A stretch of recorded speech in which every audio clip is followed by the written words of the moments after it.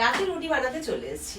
আর তোমরা অনেকেই জানতে চেয়েছো, দিদি না সেকে একটা একটা করে তুমি কিভাবে রুটি ভাজো, মানে চাটুতে। আমি সেটাই দেখাচ্ছি। অনেকেই হয়তো পারো, কিন্তু যারা পারো না তাদের জন্যই ভিডিওটা কিন্তু বানাচ্ছি। এই নিয়ে কিন্তু কোনো মন্তব্য করো না। আর এই রুটিটা যতক্ষণ হচ্ছে সেই ফাঁকে কিন্তু আমি আরেকটা রুটি বেলে নেবো। আর দেখো গ্যাসের আঁচটা কিন্তু লোতে রেখেছি, আর সেই ফাঁকে আমি এই রুটিটা বেলে নিচ্ছি। এইভাবেই আমি একটা একটা করে করে থাকি। একবারে যে রুটিগুলো বেলে নিই সেরকমটা নয়, একটা একটা করে ভাজলে না একটা একটা করে বেলতে হয় আর একটা একটা করে ভাজতে হয়। আর দেখো রুটিটা একটু ফুললো ফুললো যখন হয়ে আসবে সেই সময় আমি রুটিটাকে উল্টে দিচ্ছি। আর এই অবস্থায় গ্যাসের আঁচটাকে বাড়িয়ে দেবো। আর তার ফাঁকে কিন্তু আমি এই রুটিটাও বেলে নিচ্ছি। কিছুই নেই, মানে খুব সিম্পল, কিন্তু খুব ভালো হয় রুটিগুলো আর নরমও থাকে। দেখো এই অবস্থাতে আমি আবারও একটু উল্টে দিচ্ছি। উল্টে দেওয়ার পর একটু চাপ দেব। এবার চাপ দেওয়ার পর আস্তে আস্তে রুটিটা ফুলবে। ঠিক আছে, আবারও উল্টে দিচ্ছি।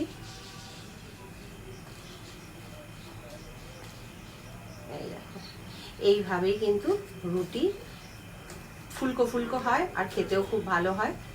আর মানে অনেকক্ষণ অবধি নরম থাকে। কাল সকালেও তুমি যদি বাসি রুটিটা রাখো না, তাতেও কিন্তু রুটি শক্ত হয়ে যায় না, বেশ নরম থাকে।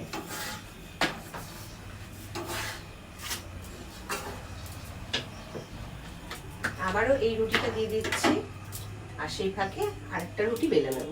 এইভাবে পুরো রুটিগুলো কিন্তু আমি করি। যদিও অল্প রুটি হলেই কিন্তু সম্ভব হয়, অনেক রুটি হলে কিন্তু সম্ভব হতো না। আগে যেমন অনেক রুটি বানাতে হতো, তখন কিন্তু ওই চাটুতে 4টে-5টা করে দিয়ে তারপরে আমি একটা একটা করে সেঁকতাম। আবার আরেকটা কি করতাম, একবারে 10টা রুটি বা 8টা রুটি বেলে নিতাম, বেলে নিয়ে দুটো ওভেন জ্বালিয়ে একটা সেঁকতাম, মানে একটা মানে চাটুতে করতাম আর আরেকটা এখানে সেঁকতাম, ওইভাবে করতাম। ওটাও খুব ভালো হয় ওই রুটিটাও।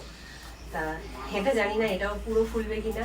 আজকে হয়তো আমার লাক স্বাদ দিচ্ছে না সেই কারণে, কিন্তু নর্মালি আমার রুটি কিন্তু খুব সুন্দর ফোলে। তোমরা এর আগে অনেক ভিডিওতে দেখেছো হয়তো। গ্যাসের আঁচটা একটু কমিয়ে দিই, চাটুটা বেশি তেতে গেছে।